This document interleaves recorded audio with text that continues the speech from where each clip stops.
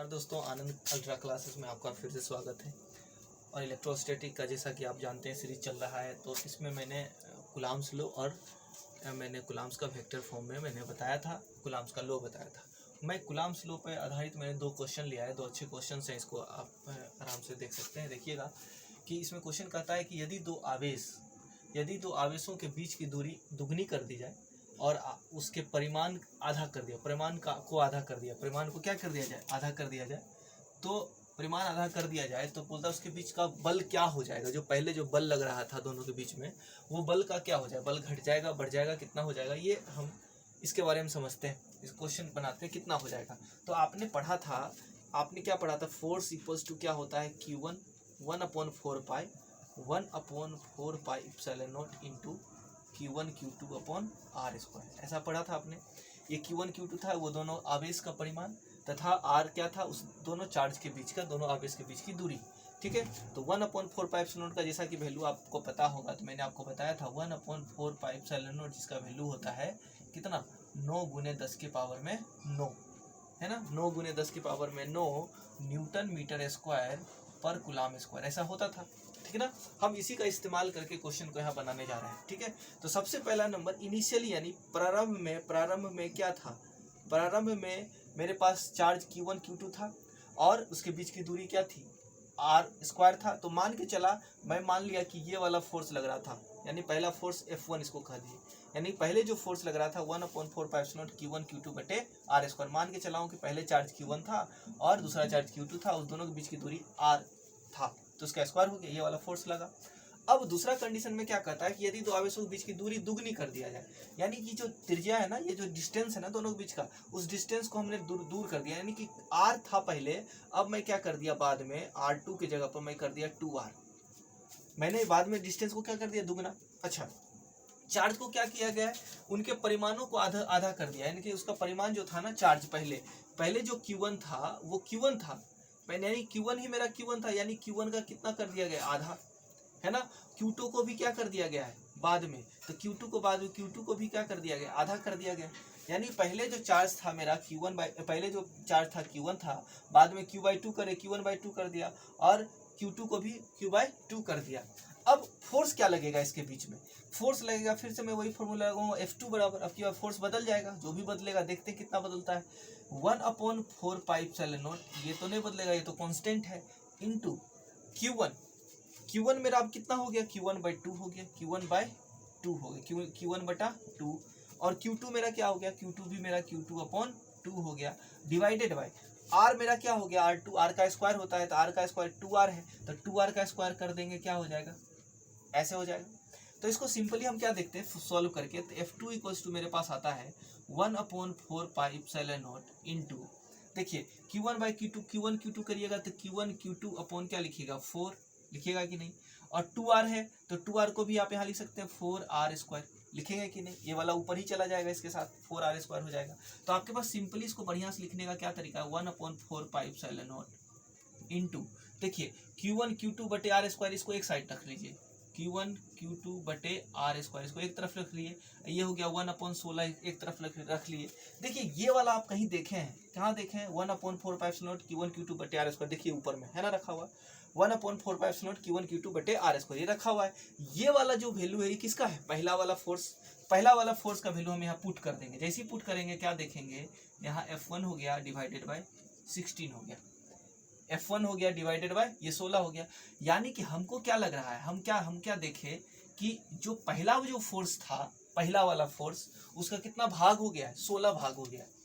यानी कि जो मेरा पहले फोर्स लगता था, मान लिया जाए 16 न्यूटन, अब ये कंडीशन होने के बाद अब इसका 1 न्यूटन हो गया। देखिए अगर मान लिया पहले इसको सॉल्व करते और F1 मेरा हो जाता 16 न्यूटन का फोर्स मान लिया आता, तो मैं ये 16 रखता, तो F2 मेरा कितना आता बताइए, 16 भाग हो गया है, तो 16/16 कितना हो जाता, 1 न्यूटन, यानी 16 भाग कम हो गया मेरा फोर्स। क्यों कम हुआ, कम होने का रीजन था, मैंने आपको बताया था कूलॉम्स लॉ में, दोनों आवेशों के बीच का जो गुणनफल होता है उसके समानुपाती होता है फोर्स। मैंने बताया था ना, F जो होता है डायरेक्टली प्रोपोर्शनल Q1 Q2 का होता है। अगर आप इसको कम कीजिएगा तो फोर्स अपने आप घट जाएगा। देखिए इसको क्या किया गया, पर उनके परिमाणों को आधा किया गया, आधा कर दिए, डायरेक्ट आधा किए तो फोर्स घट गया।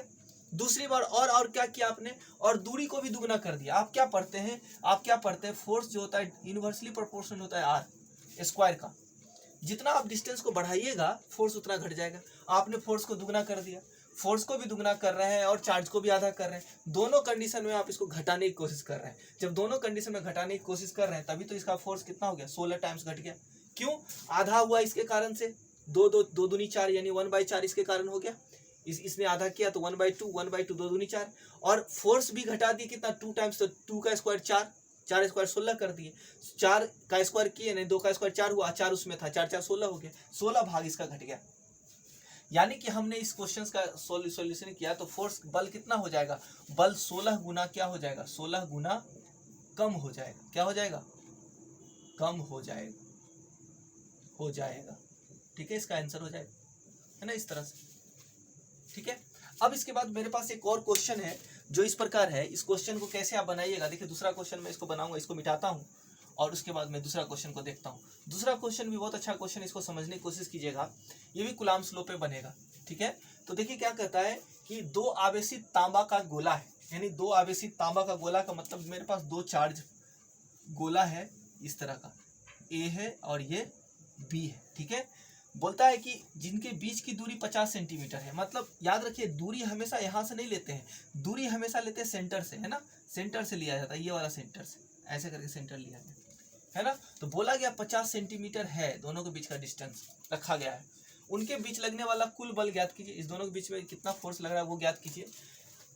यदि उनकी त्रिज्या बीच की दूरी से क्या है, नगण्य है, मतलब ये जो रेडियस है ना, ये वाला, ये दोनों बीच के डिस्टेंस से बहुत ही नेग्लेजिबल है। नेग्लेजिबल का मतलब होता है कि सोच लीजिए अगर ये 550 है तो ये मतलब 1 मिलीमीटर है, ऐसा समझ लीजिए कि उसके सामने एक चींटी के समान है, तो हमारा वो डिस्टेंस नेग्लेजिबल है। यानी कि समझ लीजिए पूरा 50 ही है, इसका मतलब ए और बी का बीच सेंटर से अगर डिस्टेंस मापे तो वो 50 ही है। ठीक है ना, ये नेग्लेजिबल है। ठीक, कहता है यदि आवेश को दुगना कर दिया जाए, इसमें देखिएगा इस पे जो चार्ज है रखा हुआ सब इस तरह से प्लस प्लस चार्ज है रखा हुआ, ऐसे करके इस तरह से ये बॉडी पूरा चार्ज है। और मैं आपको बता दूं कि कूलम्ब्स लॉ हमेशा सिर्फ बिंदु आवेश के लिए काम करता है। तो इसको अभी मैं इस पूरे को क्या मानता हूँ, एक पॉइंट आवेश चार्ज मान लेता हूँ। ये पूरा पॉइंट चार्ज है, ये एक पूरा पॉइंट चार्ज है, यानी बिंदु आवेश है, एक तरह से समझ लीजिए। और दोनों बीच का डिस्टेंस कितना हो गया, 50।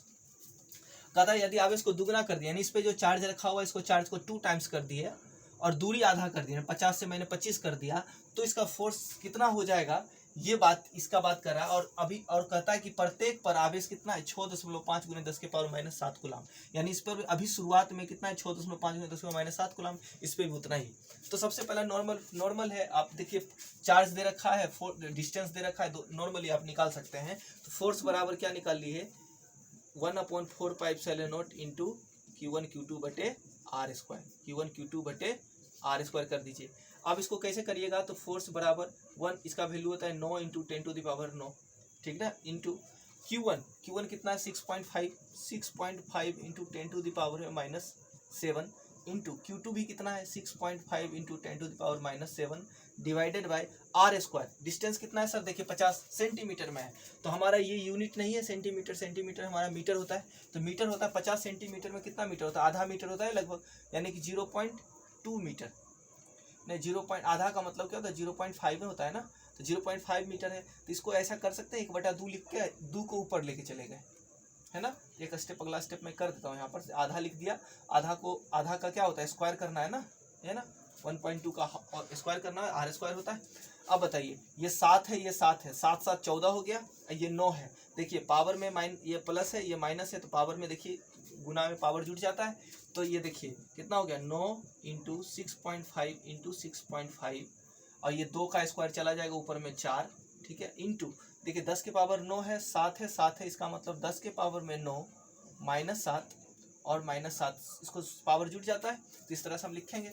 तो बताइए 65 का स्क्वायर कितना होता है, 42 25 होता है ना, 9 चौक 36 हो गया ये, इंटू ये हो गया 42 25, इस तरह से हो जाएगा ना। इसका करिएगा 65 का स्क्वायर हो जाएगा आपका 6 से 42 हाँ 25, हाँ ठीक है, इंटू 10⁻⁴ में कितना हो गया, -14 में से 9 गया कितना बचेगा, 9 5 14, 5 हो जाएगा, -5, है ना। इसको आप जब सॉल्व कीजिएगा तो लगभग सॉल्व करके आपका फोर्स आ जाएगा 1.5 × 10⁻² न्यूटन। Into 10⁻⁻2 Newton. ये मेरे पास डाटा था, ये मैं बता दिया। यानी 1.5 इंटू 10⁻⁻2 न्यूटन का फोर्स इस दोनों चार्ज के बीच में लग रहा है, यानी दो चार्ज आपस में फोर्स लगा रहे हैं। कितना न्यूटन का फोर्स, इतना न्यूटन का फोर्स। अब क्या कहता है इसी चीज को, देखिए यही क्वेश्चन है सेम टू सेम, इसको जस्ट उल्टा कर दिया गया है।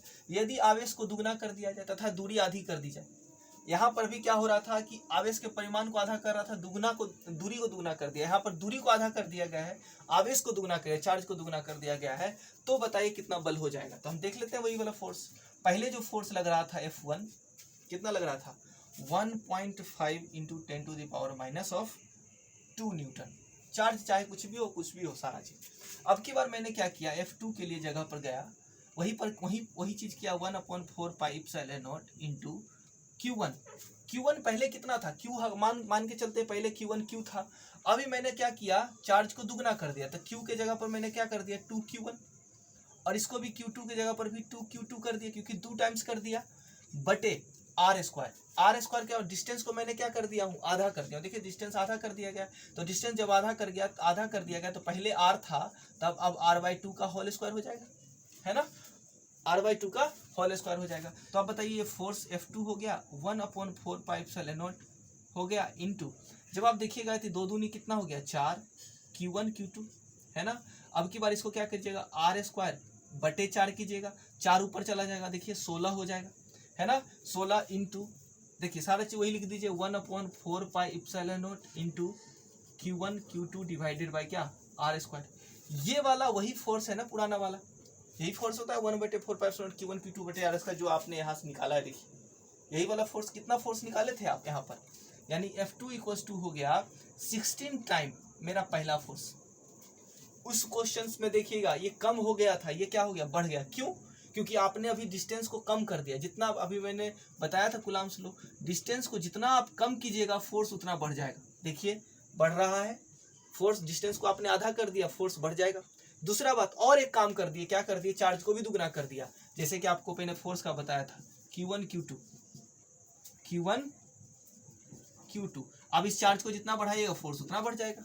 यानी कि ये कम कीजिएगा, डिस्टेंस कम कीजिएगा, फोर्स बढ़ जाएगा, और चार्ज को ज्यादा कीजिएगा तो फोर्स बढ़ जाएगा। इसमें दोनों काम कर दिया गया है। दोनों काम करने से देखिए ये 4 टाइम्स बढ़ गया, ये भी 4 टाइम, तो 16 टाइम बढ़ गया। देखिए 16 टाइम बढ़ गया। अब 16 टाइम बढ़ गया तो बोलता है फोर्स कितना हो जाएगा, अगर पहला फोर्स इतना है तो देखिए निकाल लेंगे हम, 16 गुना हो जाएगा। 16 से गुना कर दिए किसको, 1.5 इंटू 10⁻⁻2 न्यूटन, है ना, -2 न्यूटन। अब 16 को 16 × 80 कीजिए, 16 × 80 बच गया 8, 16 8 कितना होता है 24, है ना। और दशमलव बाद 1 सुना दे दीजिए, 24 × 10⁻⁻2 न्यूटन, लगभग में आपका आ जाएगा 0.24 न्यूटन, है ना। कितना आ जाएगा 0.24 न्यूटन, यानी इतना न्यूटन आपका आ जाएगा। यानी पहले था इतना, अब हो गया इतना, यानी कि घटा ये बढ़ गया, यानी इतना न्यूटन फोर्स पर, क्योंकि माइनस में -2 था, यहाँ पर माइनस नहीं है, तो इसका मतलब है कि फोर्स 16 गुना बढ़ गया। इससे क्या पता चलता है कि अभी मैं बताया था क्या कि चार्ज जो है ना, सारा चार्ज नहीं, याद रखिएगा कूलम्ब्स लॉ सिर्फ एक पॉइंट आवेश के लिए काम करता है, ये पॉइंट आवेश के लिए। तो आप बोलिएगा यहाँ पर इतना सारा चार्ज रखती है, तो यहाँ पर चार्ज इसलिए रखा हूँ क्योंकि सबको मैं क्या मान के चला हूँ कि एक पॉइंट चार्ज, इसको क्या मान के चला हूँ, पॉइंट चार्ज, ठीक है। तो इस तरह से क्वेश्चंस को आप बनाने का एक तरीका मैंने आपको बताया है।